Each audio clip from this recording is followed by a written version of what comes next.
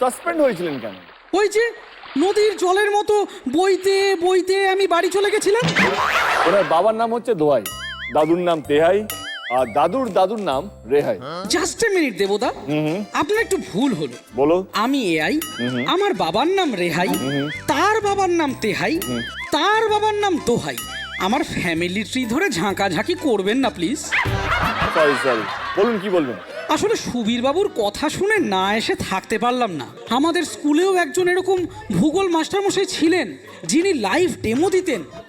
ওনার জন্যে আমি 2 দিন স্কুলে সাসপেন্ড ছিলাম। কেন?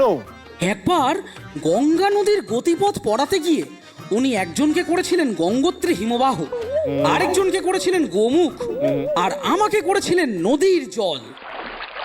কিন্তু সাসপেন্ড হয়েছিলেন কেন? ওই যে নদীর জলের মতো বইতে বইতে আমি বাড়ি চলে গেছিলাম।